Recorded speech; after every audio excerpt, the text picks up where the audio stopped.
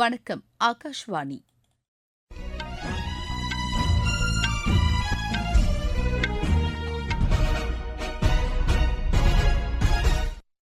செய்திகள் வாசிப்பவர் மிருதுலா. தலைப்புச் செய்திகள்: சமூக வலைதளத்தில் ஆர்வத்துடன் செயல்படுவதில் மகிழ்ச்சி அடைவதாகவும் எதிர்காலத்திலும் இதுபோன்ற செயல்பாடுகளை விரும்புவதாகவும் பிரதமர் திரு நரேந்திர மோடி கூறியுள்ளார். அனைத்து தரப்பு மக்களின் நலன்களையும் கருத்தில் கொண்டு பிஜேபி செயல்படுவதாக அக்கட்சியின் தலைவரும் மத்திய அமைச்சருமான திரு ஜே பி நட்டா தெரிவித்துள்ளார்.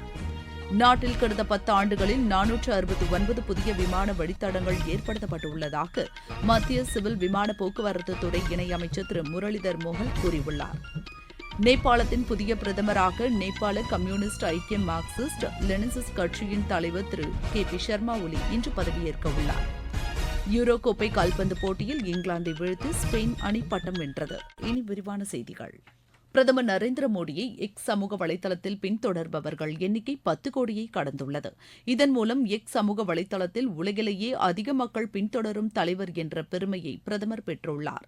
இந்த சாதனை மகிழ்ச்சி அளிப்பதாக பிரதமர் தெரிவித்துள்ளார்.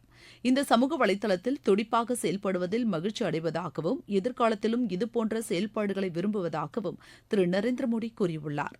10 கோடி பின்தொடர்பவர்களை கடந்ததற்காக பிரதமருக்கு மத்திய உள்துறை அமைச்சர் அமித் ஷா வாழ்த்து தெரிவித்துள்ளார்.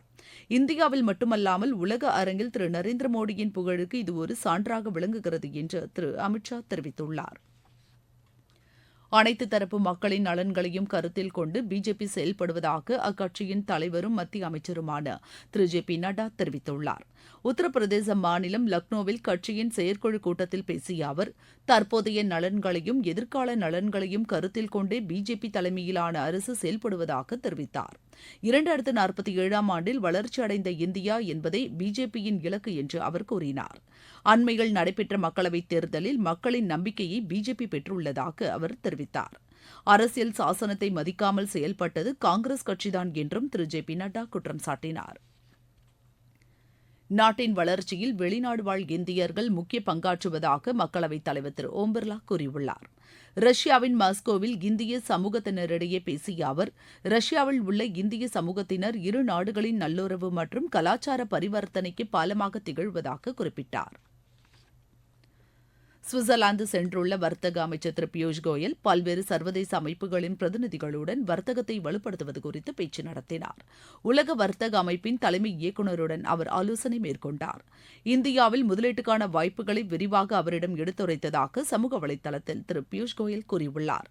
ஜூரிச் நகரில் உள்ள இந்திய சமூகத்தினருடன் அவர் கலந்துரையாடினார். நாட்டில் கடந்த 10 ஆண்டுகளில் 469 புதிய விமான வழித்தடங்கள் ஏற்படுத்தப்பட்டுள்ளதாக மத்திய சிவில் விமான போக்குவரத்து துறை இணையமைச்சர் திரு முரளிதர் மோகல் கூறியுள்ளார்.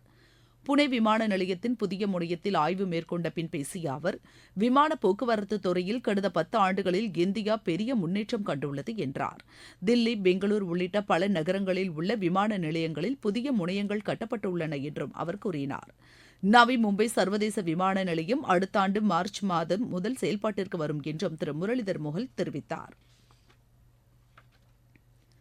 லடாக் பகுதியின் மேம்பாட்டை கருத்தில் கொண்டு அப்பகுதியில் அதிக வளர்ச்சி திட்டங்களை மத்திய அரசு செயல்படுத்துவதாக மத்திய நாடாளுமன்ற விவகாரங்கள் மற்றும் சிறுபான்மையினர் நலத்துறை அமைச்சர் திரு கிரண் ரிஜிஜூ கூறியுள்ளார்.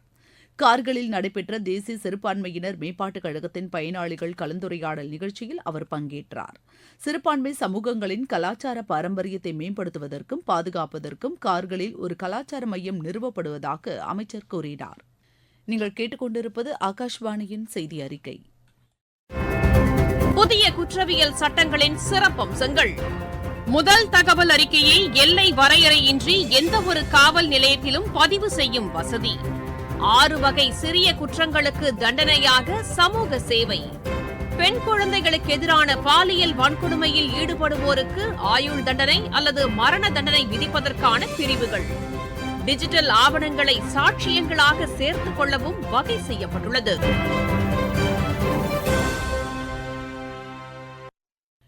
நேபாளத்தின் புதிய பிரதமராக நேபாள கம்யூனிஸ்ட் ஐக்கிய மார்க்சிஸ்ட் லெனினிஸ்ட் கட்சியின் தலைவர் திரு கே பி சர்மா ஒலி இன்று பதவியேற்க உள்ளார். அந்நாட்டு நாடாளுமன்றத்தில் நடைபெற்ற நம்பிக்கை வாக்கெடுப்பில் திரு புஷ்ப கமல் தஹால் பிரசந்தா தோல்வியடைந்த நிலையில் புதிய அரசு அமைக்க அதிபரிடம் திரு சர்மா ஒலி உரிமை கோரினார். இதையடுத்து அந்நாட்டு அதிபர் திரு ராம்சந்திர பௌடல் திரு சர்மா ஒலிக்கு அழைப்பு விடுத்துள்ளார். திரு சர்மா ஒலிக்கும் அவரது அமைச்சரவைக்கும் இன்று காலை நடைபெறும் பதவியேற்பு விழாவில் அந்நாட்டு அதிபர் பதவிப் பிரமாணம் செய்து வைக்க உள்ளார். திரு ஷேர் பகதூர் தியூபாவின் நேபாள காங்கிரஸ் ஆதரவுடன் அடுத்த பிரதமராக திரு சர்மா ஒலி பதவியேற்கிறார். கர்நாடக சட்டப்பேரவையின் மழைக்கால கூட்டத்தொடர் இன்று தொடங்குகிறது. 10 நாட்களுக்கு இந்த கூட்டத்தொடர் நடைபெறவுள்ளது. இதில் பல்வேறு துறைகளின் மானிய கோரிக்கைகள் தாக்கல் செய்யப்பட்டு அவற்றின் மீது விவாதம் நடைபெறவுள்ளது. பழங்குடியினர் வளர்ச்சிக் கழகத்தில் முறைகேடுகள் நடைபெற்றதாக கூறப்படுவது, மைசூரு நகரப்புற மேம்பாட்டு ஆணையத்தில் வீடுகள் ஒதுக்கீட்டில் முறைகேடு போன்ற பிரச்சினைகள் குறித்து எதிர்க்கட்சிகள் இக்கூட்டத்தொடரில் பிரச்சினையை எழுப்ப திட்டமிட்டுள்ளன. காவிரியில் தமிழகத்திற்கு 8000 கன அடி நீர் மட்டுமே திறக்கப்படும் என கர்நாடக முதலமைச்சர் திரு சித்தராமையா தெரிவித்துள்ளார். தமிழகத்திற்கு 20 நாட்களுக்கு தினமும் 1 TMC தண்ணீரை திறக்க வேண்டும் என காவிரி ஒழுங்காற்றுக்குழு பரிந்துரை செய்திருந்தது. இதுகுறித்து விவாதிக்க கர்நாடக அரசு பெங்களூருவில் நேற்று அனைத்துக் கட்சி கூட்டத்தை நடத்தியது. இக்கூட்டத்திற்கு பின் செய்தியாளர்களிடம் பேசிய அம்மாநில முதலமைச்சர் திரு சித்தராமையா, காவிரி ஒழுங்காற்றுக்குழுவின் பரிந்துரைக்கு எதிராக மேல்முறையீடு செய்ய தீர்மானிக்கப்பட்டுள்ளதாக தெரிவித்தார். கர்நாடக அணைகளில் தற்போது 63% தண்ணீர் மட்டுமே உள்ளதாக அவர் கூறினார். காவிரி ஒழுங்காற்றுக் குழுவின் பரிந்துரைப்படி 1 TMC தண்ணீர் திறக்க முடியாது எனவும், தமிழகத்திற்கு 8000 கன அடி நீர் மட்டுமே திறக்கப்படும் என்றும் அவர் தெரிவித்தார். போதுமான அளவு மழை பெய்யாவிட்டால் தமிழகத்திற்கு திறக்கப்படும் தண்ணீரின் அளவு குறைக்கப்படும் என்றும் திரு சித்தராமையா தெரிவித்தார். மத்திய அரசு செயல்படுத்தும் திட்டங்களின் பயன்கள் தமிழக மக்களை சென்றடையக்கூடாது என்ற உள்நோக்கத்துடன் திமுக அரசு செயல்படுவதாக பிஜேபி மாநில தலைவர் திரு அண்ணாமலை குற்றம் சாட்டியுள்ளார். திருச்சியில் நேற்று செய்தியாளர்களிடம் பேசிய அவர், பிரதமரின் விவசாயிகளுக்கான வருவாய் ஆதரவு திட்டத்தில் தொடக்கத்தில் தமிழகத்தில் 43 லட்சம் விவசாயிகள் பயன்பெற்றதாக கூறினார். தற்போது 23 லட்சம் பேர் மட்டுமே பயன்பெறுவதாக அவர் தெரிவித்தார். எஞ்சியுள்ள விவசாயிகள் ஏன் விடுபட்டார்கள் என அவர் கேள்வி எழுப்பினார். விவசாயிகளுக்கான சிறப்பு குறைதீர்க்கும் முகாமை நடத்தி இதனை மாநில அரசு சரி செய்ய வேண்டும் என்றும் அவர் வலியுறுத்தினார். ஒரே கூட்டணியில் உள்ள சூழலில் காவிரி பிரச்சினை தொடர்பாக கர்நாடக முதலமைச்சர் திரு சித்தராமையாவிடம் இதுகுறித்து திமுக அரசு ஏன் பேசவில்லை எனவும் அவர் கேள்வி எழுப்பினார். மத்திய அரசின் மீது குற்றம் சாட்டுவதையே குறிக்கோளாக கொண்டு திமுக அரசு செயல்படுவதாக திரு அண்ணாமலை குற்றம் சாட்டினார். ஜம்மு காஷ்மீர் குப்வாரா மாவட்டத்தில் எல்லை கட்டுப்பாட்டு கோட்டு பகுதியில் ஊடுருவல் முயற்சி முறியடிக்கப்பட்டது. இந்த ஊடுருவல் தடுப்பு நடவடிக்கையின் போது 3 தீவிரவாதிகள் கொல்லப்பட்டதாக பாதுகாப்புத்துறை வட்டாரங்கள் தெரிவித்துள்ளன. அவர்களிடம் இருந்து ஆயுதங்கள் மற்றும் வெடிப்பொருட்கள் கைப்பற்றப்பட்டதாகவும் தெரிவிக்கப்பட்டுள்ளது. இளநிலை பட்டப்படிப்புகளில் மாணவர் சேர்க்கைக்கான பொது பல்கலைக்கழக நுழைவுத் தேர்வான கியூட் தேர்வில் பாதிக்கப்பட்டதாக கூறப்படும் 1000 பேருக்கு வரும் 19ஆம் தேதி மறுதேர்வு நடைபெறும் என தேசிய தேர்வு முகமை அறிவித்துள்ளது. ஏற்கனவே நடைபெற்ற தேர்வில் மாணவர்கள் தேர்ந்தெடுத்த மொழிக்கு பதிலாக வேறு மொழியில் வினாத்தாள்கள் வழங்கப்பட்டதால் நேர இழப்பு ஏற்பட்டதாக புகார்கள் எழுந்தன. இதையடுத்து பாதிக்கப்பட்ட மாணவர்களுக்கு மறுதேர்வு நடத்தும் அறிவிப்பை தேசிய தேர்வு முகமை வெளியிட்டுள்ளது. நாட்டின் பல்வேறு பகுதிகளில் அடுத்த 4 நாட்களுக்கு கனமழை பெய்யும் என வானிலை ஆய்வு மையம் தெரிவித்துள்ளது. கோவா, மகாராஷ்டிரா, குஜராத், தெற்கு கர்நாடகா ஆகிய பகுதிகளில் அதி கனமழை பெய்ய வாய்ப்புள்ளதாக அந்த மையம் தெரிவித்துள்ளது. தெலுங்கானா, மத்திய பிரதேசம், சத்தீஸ்கர் ஆகிய மாநிலங்களின் சில இடங்களில் கனமழை பெய்யக்கூடும் எனவும் தெரிவிக்கப்பட்டுள்ளது. இதனிடையே கேரளாவில் மலப்புரம், கண்ணூர், எர்ணாகுளம், காசர்கோடு ஆகிய மாவட்டங்களுக்கு இன்று அதி கனமழைக்கான சிவப்பு எச்சரிக்கை விடுக்கப்பட்டுள்ளது. இந்த மாவட்டங்களில் பள்ளி, கல்லூரிகளுக்கு இன்று விடுமுறை அறிவிக்கப்பட்டுள்ளது. யூரோ கோப்பை கால்பந்து போட்டியில் இங்கிலாந்தை வீழ்த்தி ஸ்பெயின் அணி பட்டம் வென்றது.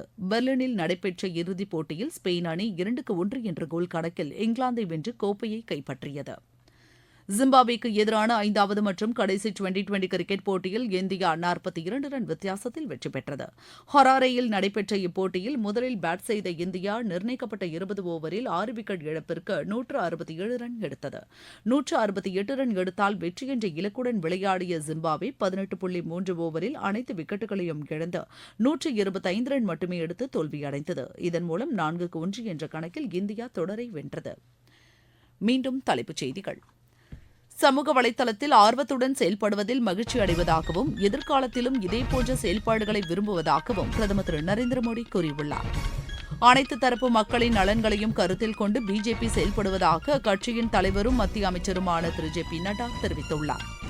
நாட்டில் கடந்த 10 ஆண்டுகளில் 469 புதிய விமான வழித்தடங்கள் ஏற்படுத்தப்பட்டுள்ளதாக மத்திய சிவில் விமான போக்குவரத்துத்துறை இணையமைச்சர் திரு முரளிதர் மோஹல் கூறியுள்ளார். நேபாளத்தின் புதிய பிரதமராக நேபாள கம்யூனிஸ்ட் ஐக்கிய மார்க்சிஸ்ட் லெனினிஸ்ட் கட்சியின் தலைவர் திரு கே பி சர்மா ஒலி இன்று பதவியேற்க உள்ளார். யூரோ கோப்பை கால்பந்து போட்டியில் இங்கிலாந்தை வீழ்த்தி ஸ்பெயின் அணி பட்டம் வென்றது. இத்துடன் இந்த செய்தி அறிக்கை நிறைவு பெற்றது.